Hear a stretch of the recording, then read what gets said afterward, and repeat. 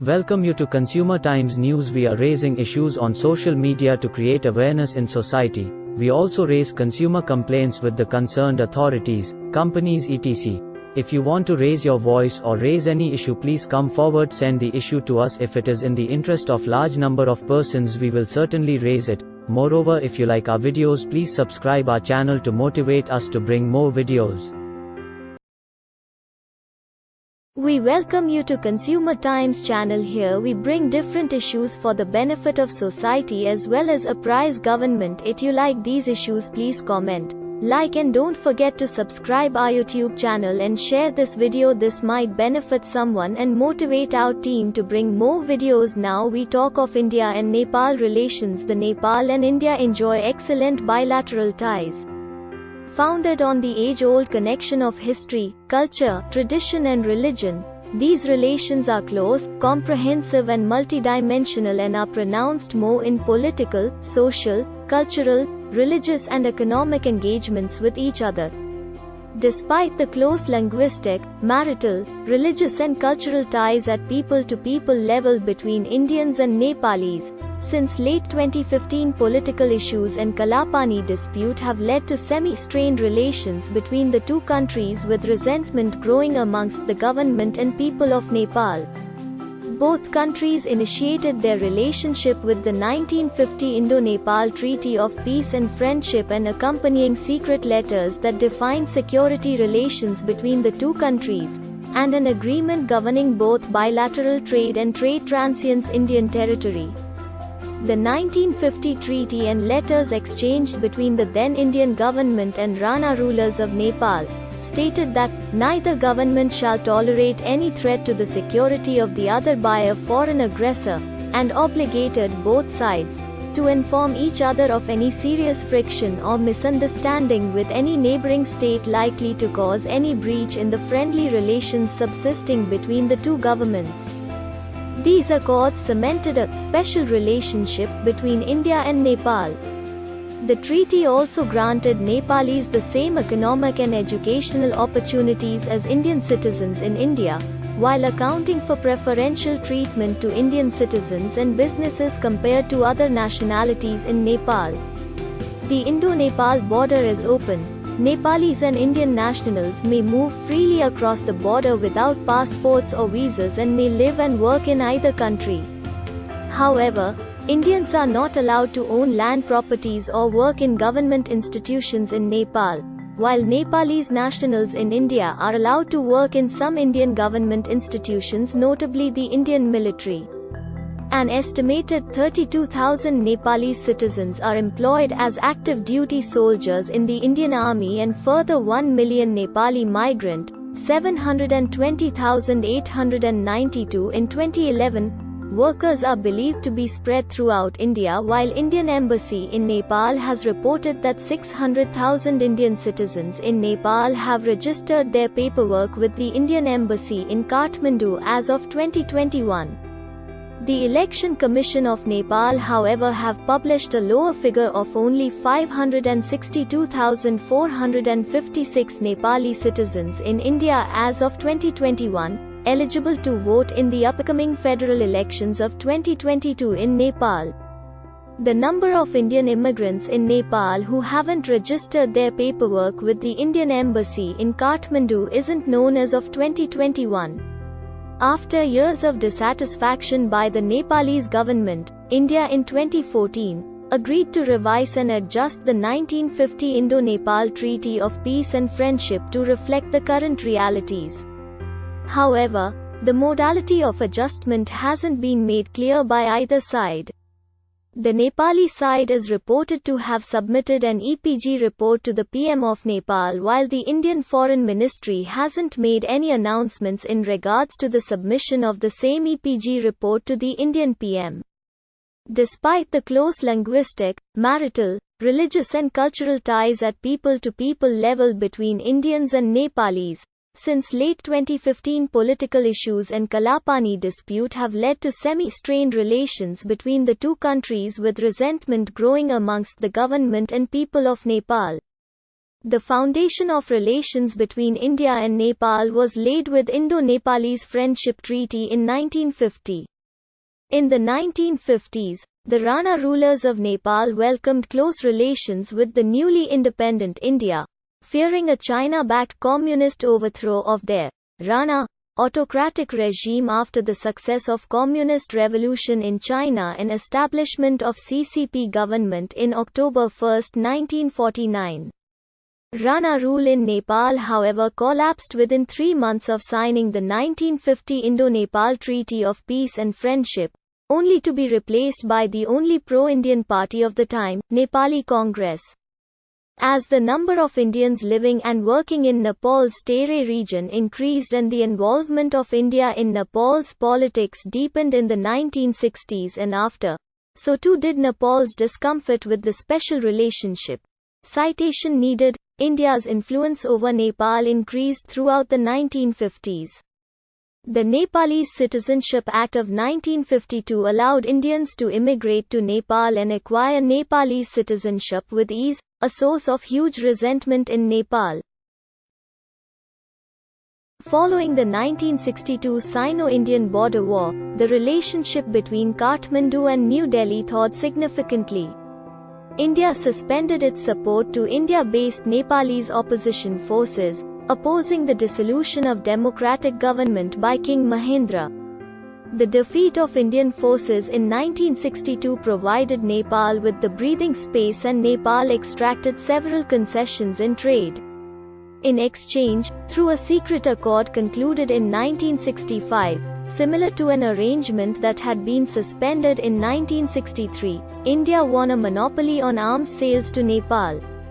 In 1969, relations again became stressful as Nepal challenged the existing mutual security arrangement and asked that the Indian security checkposts and liaison group be withdrawn.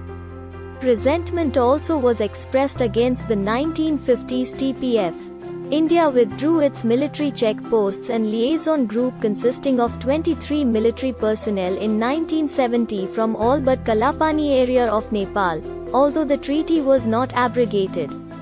Tensions came to a head in the mid-1970s, when Nepal pressed for substantial changes in the Trade and Transit Treaty and openly denounced Sikkim's 1975 annexation by India. In 1975, King Birendra Bir Bikram Shah Dev, against the backdrop of Indian annexation of Nepal's close neighbour, the Kingdom of Sikkim, proposed Nepal to be recognized internationally as a zone of peace, where military competition would be off limits. Nepal's proposal immediately received support from Pakistan and China, but not from India. In New Delhi's view, if the king's proposal did not contradict the 1950 treaty that the then Indian government had signed with the Rana rulers of Nepal, it was unnecessary. If it was a repudiation of the special relationship, it represented a possible threat to India's security and could not be endorsed. In 1984, Nepal repeated the proposal, but there was no reaction from India. Nepal continually promoted the proposal in international forums, and by 1990 it had won the support of 112 countries including the US, the UK, and France. In 1978, India agreed to separate trade and transit treaties, satisfying a long-term Nepalese demand. However, much to the annoyance of Nepal's royal palace and in continued violation of the 1950s PFT, India consistently allowed the opposition parties of Nepal to use Indian soil to launch agitation against the Nepalese government and refused to endorse Nepal as a zone of peace. In 1988, when the two treaties were up for renewal, Nepal refused to accommodate India's wishes for a single trade and transit treaty, stating that it violates the principle of freedom to trade. Thereafter, both India and Nepal took a hard-line position that led to a serious crisis in India-Nepal relations. Nepalese leaders asserted the position that as per the UN Charter, transit privileges were a fundamental and a permanent right of a landlocked country, and thus India's demand for a single treaty was unacceptable. So, after two extensions, the two treaties expired on the 23rd of March 1989, resulting in a virtual Indian economic blockade of Nepal that lasted until late April 1990. As time passed, Indian economic sanctions over Nepal steadily widened. For example, preferential customs and transit duties on Nepalese goods entering or passing through India, whether imports or exports, were discontinued. Thereafter, India let agreements relating to oil processing and warehouse space in Calcutta for goods destined to Nepal expire. Aside from these sanctions, India cancelled all trade credits it had previously extended to Nepal on a routine basis. To withstand the renewed Indian pressure, Nepal undertook a major diplomatic initiative to present its case on trade and transit matters to the world community. The relationship with India was further strained in 1989 when Nepal decoupled its rupee from the Indian rupee, which previously had circulated freely in Nepal. India retaliated by denying port facilities in Calcutta to Nepal, thereby preventing delivery of oil supplies from Singapore and other sources. In historian Inayat Rahim's view, the economic consequences of the dispute were enormous. Nepal's GDP growth rate plummeted from 9.7% in 1988 to 1.5% in 1989. This had a lot to do with the decreased availability of goods. Shortly after the imposition of sanctions, Nepal experienced serious deficiencies of important goods such as coal, fuel, oil, medicine and spare parts. 9. Nepal also suffered economically from higher tariffs, the closure of border points and the tense political atmosphere. From one of the most thriving economies in Asia, Nepal was now quickly finding itself in the league of world's poorest nation. Although economic issues were a major factor in the two countries' confrontation, Indian dissatisfaction with Nepal's decision to impose work permits over Indians living in Nepal and Nepal government's attempt to acquire Chinese weaponry in 1988 played an important role. India linked security with economic relations and insisted on reviewing India-Nepal relations as a whole. After failing to receive support from wider international community, Nepalese government backed down from its position to avoid the worsening economic conditions. Indian government, with the help of Nepalese opposition parties operating from India, managed to bring a change in Nepal's political system, in which the king was forced to institute a parliamentary democracy. The new government, led by pro-India parties, sought quick restoration of amicable relations with India. The special security relationship between New Delhi and Kathmandu was re-established during the June 1990 New Delhi meeting of Nepal's Prime Minister Krishna Prasad Bhattare and Indian Prime Minister VP Singh, after India ended its 13-month-long economic blockade of Nepal. During the December 1991 visit to India by Nepalese Prime Minister Girija Prasad Koirala, the two countries signed new, separate trade and transit treaties and other economic agreements designed to accord Nepal additional economic benefits. Indian-Nepali relations appeared to be undergoing still more reassessment when Nepal's Prime Minister Manmohan Adhikari visited New Delhi in April 1995 and insisted on a major review of the 1950 Peace and Friendship Treaty, which Nepal believed was enabling an ongoing demographic shift in Nepal's Tere region. In the face of benign statements by his Indian hosts relating to the treaty, Adhikari sought greater economic independence for his landlocked nation while simultaneously striving to improve ties with China. In June 1990, a joint Kathmandu-New Delhi communique was issued pending the finalization of a comprehensive arrangement covering all aspects of bilateral relations, restoring trade relations, reopening transit routes for Nepal's imports, and formalizing respect of each other's security concerns. Essentially, the communique announced the restoration of the status quo ante and the reopening of all border points, and Nepal agreed to various concessions regarding India's commercial privileges. Kathmandu also announced that lower cost was the decisive factor in its purchasing arms and personnel carriers from China and that Nepal was advising China to withhold delivery of the last shipment. In 2005, After King Gyanendra took over, Nepalese relations with India soured. However, even after the restoration of democracy, in 2008, Prachanda, the Prime Minister of Nepal, visited India in September 2008 only after visiting China, breaking the long-held tradition of Nepalese PM making India as their first port of call. When in India, he spoke about a new dawn in the bilateral relations between the two countries. He said, "I am going back to Nepal as a satisfied person. I will tell Nepali citizens back home that a new era has dawned.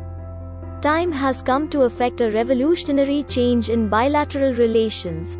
On behalf of the new government, I assure you that we are committed to make a fresh start." In 2006, the newly formed Democratic Parliament of Nepal passed the controversial citizenship bill that led to distribution of Nepalese citizenship to nearly 4 million stateless immigrants in Nepal's territory by virtue of naturalization.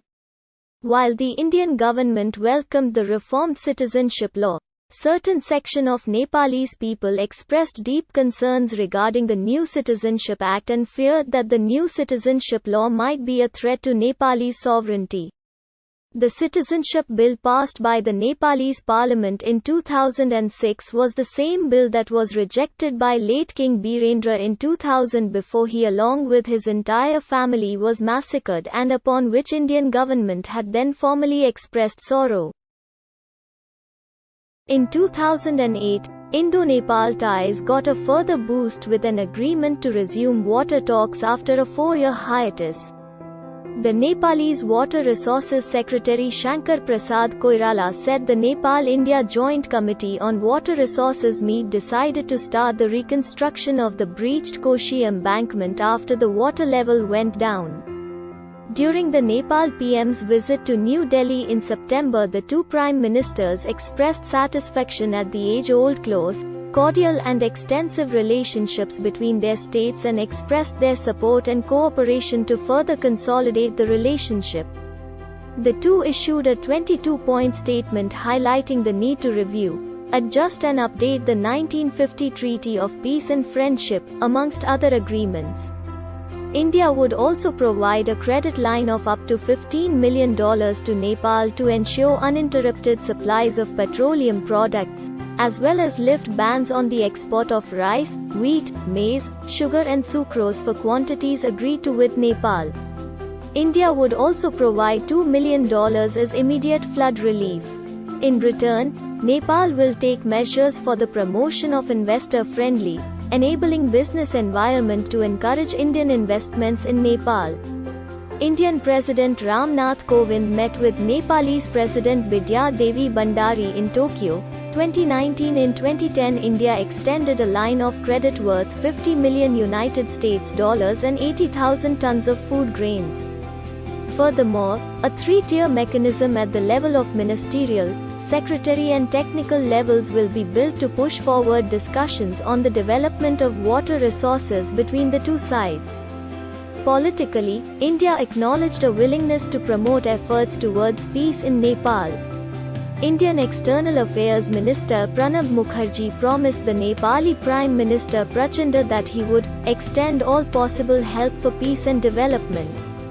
However, in recent years, the increasing dominance of Maoism in Nepal's domestic politics, along with the strengthening economic and political influence of the People's Republic of China, has caused the Nepalese government to gradually distance its ties with India, though Nepal still does support India at the UN. Prime Minister of India Narendra Modi visited Nepal in August 2014, marking the first official visit by an Indian Prime Minister in 17 years. During his visit, the Indian government agreed to provide Nepal with $1 billion as concessional line of credit for various development purposes and a hit formula, but he insisted that Indian immigrants in Nepal don't pose a threat to Nepal's sovereignty and therefore open border between Nepal and India should be a bridge and not a barrier. Nepal and India signed an important deal on the 25th of November 2014, as per which India will build a 900 megawatts hydropower plant at a cost of another $1 billion. An amount of $250 million United States dollars has been granted to Nepal as a part of the agreement signed on the 22nd of February 2016 for post-earthquake reconstruction. A perpetual issue for many people of Nepali origin, the birthplace of Gautam Buddha has long been a cultural and social issue devoid from the political landscape of both Nepal and India. However, since the souring of relations between the two countries, the issue has been used to undermine relations between the two countries both politically and socially.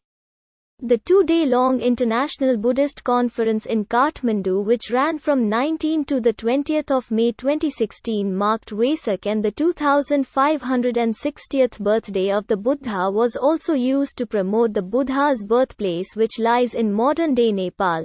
34. The decision of the Nepal Culture Ministry to change the theme, Preservation and Development of Buddhist Heritage of Nepal, with the sub-theme, Lumbini, Birthplace of Buddha, under the name, Lumbini, Fountainhead of Buddhism, was met with criticism from India, which subsequently boycotted the conference due to this and on the back of China's supposed monetary involvement in the conference. Nepali Prime Minister K.P. Oli told the media that the conference should help us make clear to the world that Buddha was born in Nepal and that Buddhist philosophy is the product of Nepal.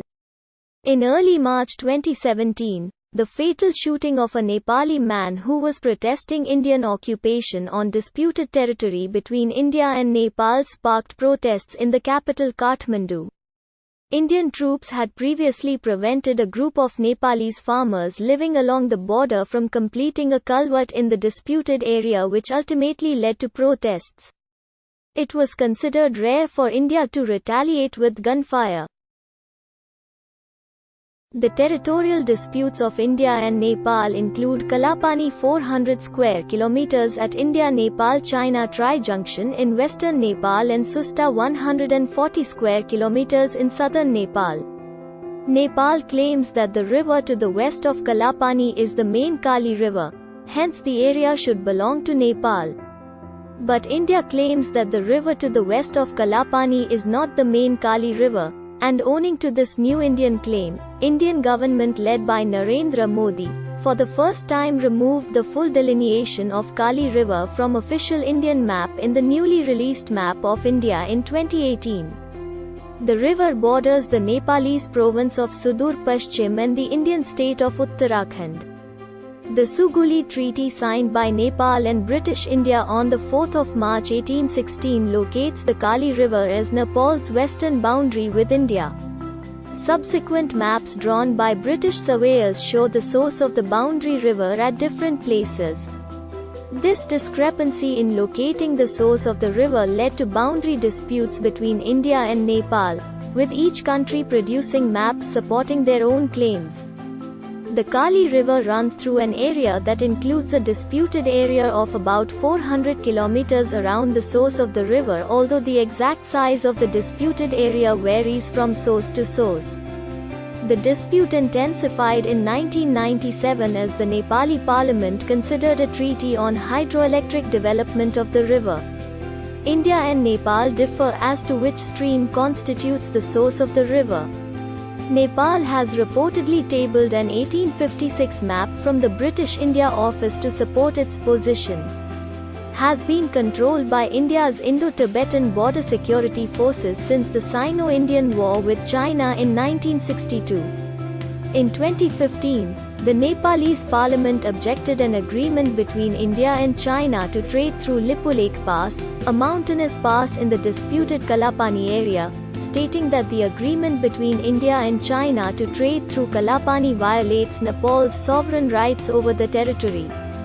Nepal has called for the withdrawal of the Indian border forces from Kalapani area.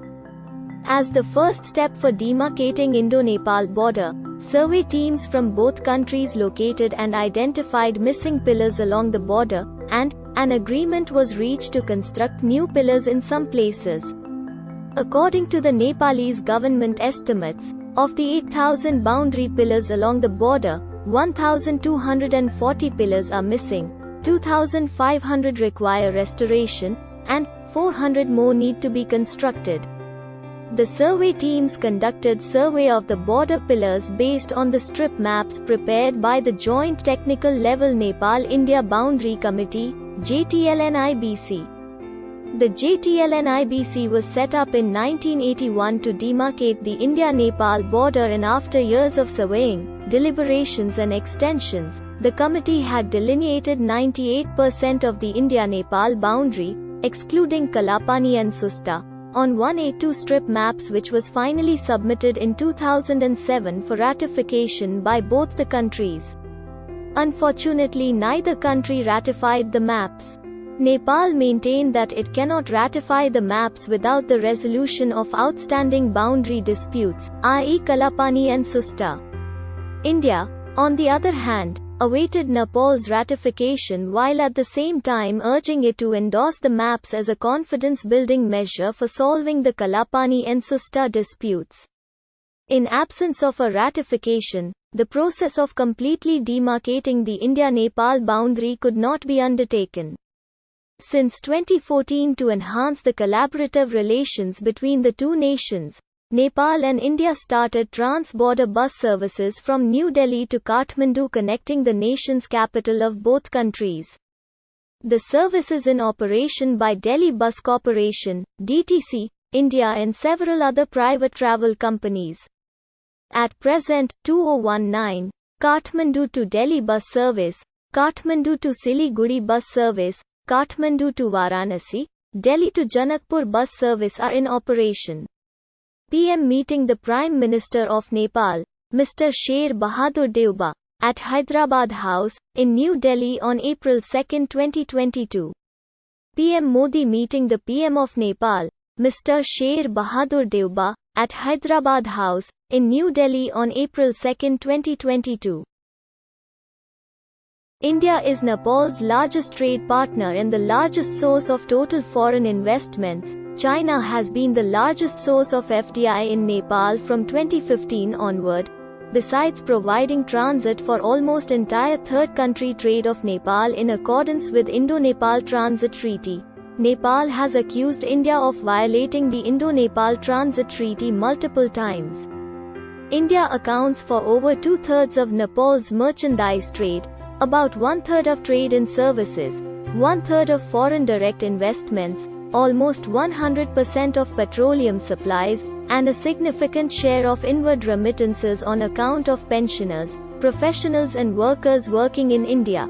In the year 2017-2018, Nepal's total trade with India was about $8.2 billion United States dollars. Nepal's exports to India were a meager US $446.5 million, while imports from India were upwards of $7.7 billion United States dollars, making Indo-Nepal trade relations one of the most one-sided trade relations in the history of mankind. In percentage terms, Nepal's trade deficit with India is a mind-boggling 1,724%. Human trafficking in Nepal is a serious concern. An estimated 100,000 to 200,000 Nepalis in India are believed to have been trafficked. Sex trafficking is particularly rampant within Nepal and to India, with as many as 5,000 to 10,000 women and girls trafficked to India alone each year. The seriousness of trafficking of Nepalese girls to India in 2015, Nepal promulgated its new constitution, but the Madheshis, the Janajatis and the Tharus, felt they were marginalized and being left out in the new constitution. These groups, the Madheshi in particular, then organized a blockade of the border in September 2015, leading to an economic and humanitarian crisis in Nepal 5 months after a devastating earthquake. The Nepalese government accused India of deliberately worsening the embargo by not allowing vehicles to pass from checkpoints where no protests were held, questioning whether the blockade of the long border was possible. Indian government, however, denied all allegations of any involvement in the blockade. If relations with neighbors are good, there is peace in the region and there is development in both the countries. Please don't forget to comment, like, share and do not forget subscribe YouTube channel. Thanks a lot of watching the video. Please feel free to give suggestion, send motivational videos for the of benefit society, raise your voice by making and sending plays, stories etc. Let us create awareness together.